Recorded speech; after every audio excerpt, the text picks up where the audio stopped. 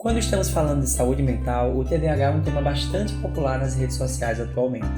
É inspiração frequente para memes e brincadeiras. Eu tenho uma coisa que muita gente tem, acham que eu não presto atenção em nada. Na verdade eu ouço muito mais do que eu devia, minha cabeça já está lotada. TDAH, se não prende minha atenção, provável que eu não vou escutar. TDAH, o que eu tava falando, acho que eu não vou lembrar. TDAH, uma vez eu tava...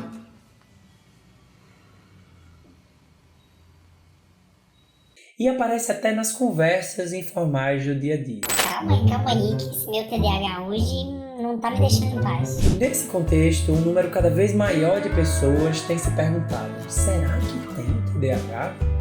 Neste vídeo vou te falar 5 motivos para você realmente desconfiar que possa ter esse diagnóstico.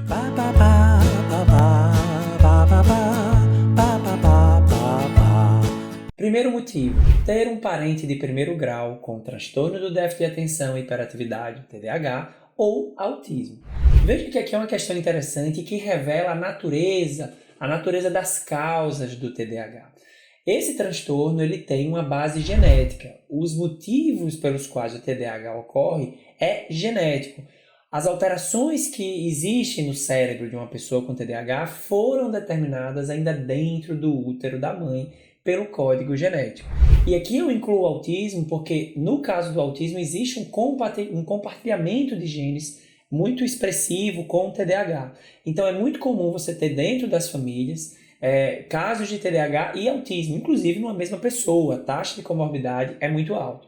Então quando eu estou falando de parente de primeiro grau, eu me refiro realmente à família nuclear, de você ter um pai, uma mãe, ou um irmão, ou um filho, com algum desses dois diagnósticos. Então, ter um parente muito próximo com algum desses dois, dessas duas condições de saúde mental, aumenta sim a sua chance, probabilisticamente a sua chance de também ter o mesmo problema. Segundo motivo, fracassos recorrentes na vida acadêmica.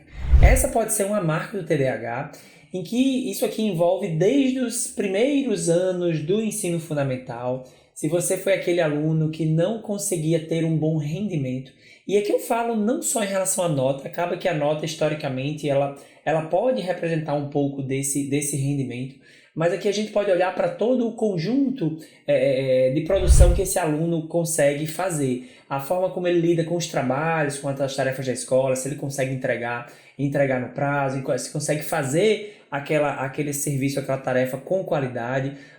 Mas claro que, por exemplo, indicadores como reprovações, quanto de vezes você ia para a recuperação, né, por ter tirado nota baixa, isso sim é um indicador de rendimento acadêmico, né, quando a gente olha para o conjunto de coisas.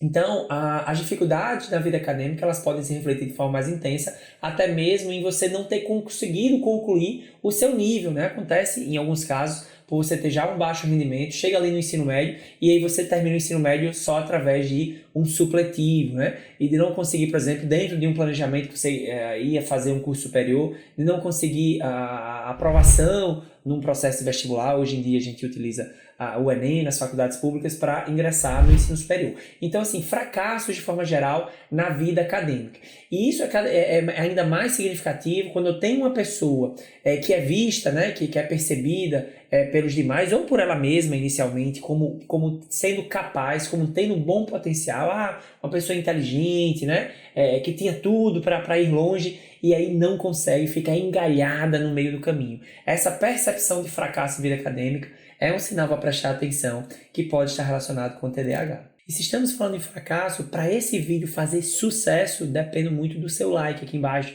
para sinalizar para o YouTube que o vídeo é importante. Se está gostando do vídeo até o momento, dá o like aqui, que ajuda esse vídeo a chegar a mais pessoas. Então vamos para o terceiro motivo, que são fracassos na vida profissional, fracassos recorrentes. Aqui eu posso ter uma pessoa que já foi demitida de vários empregos diferentes, que vive mudando de emprego justamente por demissões, não consegue se manter num determinado emprego, às vezes ela mesma pedindo para sair do emprego porque não consegue se manter por uma série de motivos, não consegue empregos de boa qualificação, de boa remuneração. E aqui, parecido com o que eu comentei nas questões da vida acadêmica, Aqui será mais importante quanto maior o nível de frustração. É aquela pessoa que tinha as condições de conseguir desenrolar uma boa vida profissional, de conseguir realmente assim ter sucesso na vida profissional e fica engalhada no meio do caminho. Essa sensação de não conseguir progredir, a sensação de bloqueio, né? As pessoas com TDAH, elas comentam muito isso, tipo assim,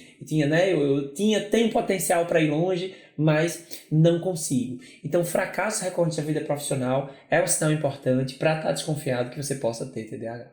Quarto motivo para prestar atenção: impulsividade em diversas áreas da vida.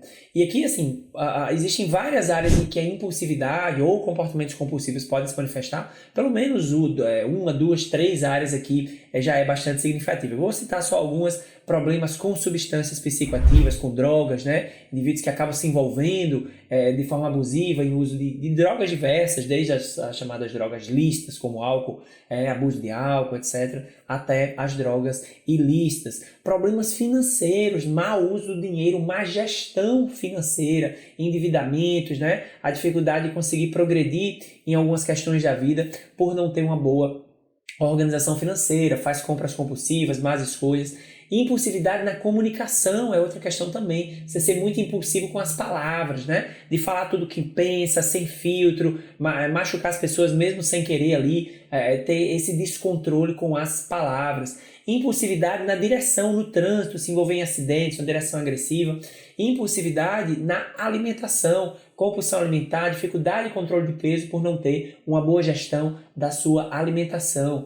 Impulsividade no sexo, na área afetiva sexual, né? Você tem realmente um histórico de parceiros diversos, sexo perigoso, né? Sexo sem proteção, não planejado, enfim, toda uma série de problemas nessa área. Então, assim, o TDAH, parte das pessoas com TDAH podem ter muitas dificuldades em relação a controle de impulsos. Aqui nós temos a face mais crítica do que se chama no TDAH de dificuldade de controle inibitório, né?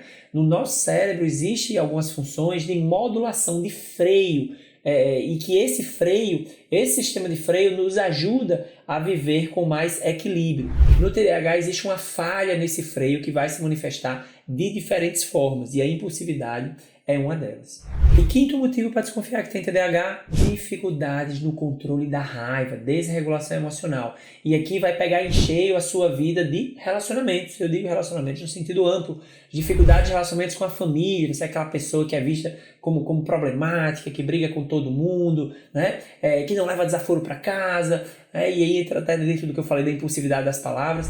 Com os amigos, né? Dificuldade de manter amizades por longo tempo, porque são relações instáveis, né? Você entra em desconformidade com frequência com seus amigos. Com pares românticos, você não consegue ficar muito tempo no relacionamento, porque tem muita instabilidade, ciúme, problemas diversos relacionados à dificuldade de controle de raiva, dificuldade com a tolerância de frustrações. Isso também é algo para desconfiar do TDAH, porque é algo relativamente frequente em pessoas com esse transtorno. E assim chegamos ao final do vídeo de hoje, em que eu te falei 5 motivos, 5 razões ou 5 sinais para desconfiar que você possa ter TDAH. E certamente a ideia aqui não foi esgotar a enorme lista que podemos ter de características do TDAH. Alguns são critérios realmente diagnósticos, outros apenas características associadas. Mas esses sinais que eu mostrei aqui, principalmente se estiverem juntos, realmente aumentam muito a probabilidade de você ter o transtorno déficit de atenção e hiperatividade, algo para estar atento.